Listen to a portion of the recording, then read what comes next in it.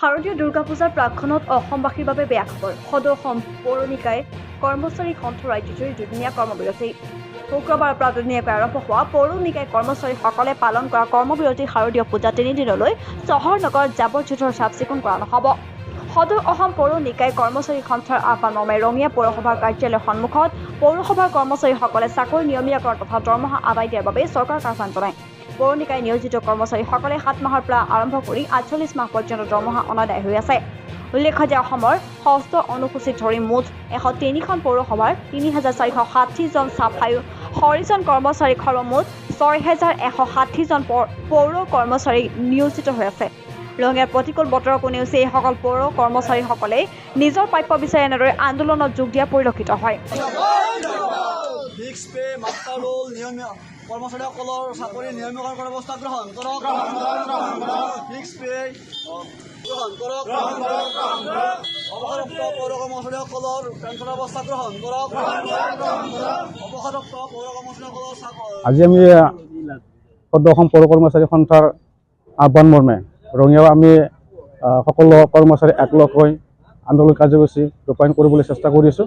আৰু আমাৰ মেইন দাবী হ'ল আমাৰ 2013 আৰু 2021 চনত চৰকাৰে চৰকাৰীকৰণৰ কৰাৰ কাৰণে আমাক প্ৰতিশ্ৰুতি দিছিল, নটিফিকেশ্যন দিয়াৰ কথা আছিল। আজিলৈকে কোনো এটা পদক্ষেপ লোৱা নাই, যাৰ ফলত আমি আজি আন্দোলন কৰাৰ ইচ্ছা নাথকা সত্ত্বেও আমি আন্দোলন কৰিবলৈ বাধ্য হৈছোঁ।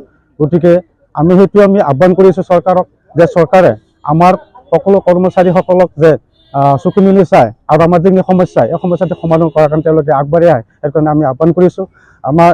আমি পৌৰকৰ্মী যিমান যি কৰ্মচাৰীসকল আছে, লেবাৰ হওক, ছুইপাৰে হওক বা আমাৰ নিয়মীয়া কৰ্মচাৰী হওক, আমি দিনে ৰাতি কাম কৰোঁ। দিনে ৰাতি কাম কৰা স্বত্বেও আমি আজিলৈকে দৰমহা দিয়াৰ কাৰণে দৰমহাৰ পৰা বঞ্চিত হৈ থাকিব লগা হৈছোঁ।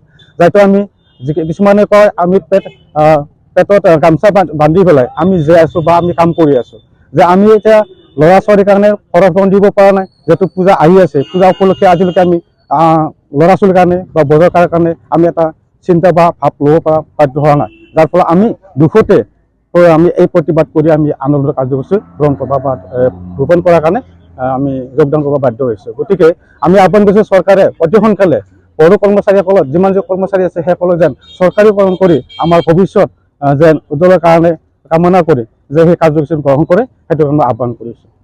আমি এতিয়া ৰঙিয়া পৌৰসভা আমি 7 মাহ দৰমহা পোৱা নাই, আৰু বাকী পৌৰসভাবিলাক আছে 4 মাহৰ পৰা 14 মাহ 15 মাহ এনেকৈ আছে, 33 মাহ পৰ্যন্ত আছে।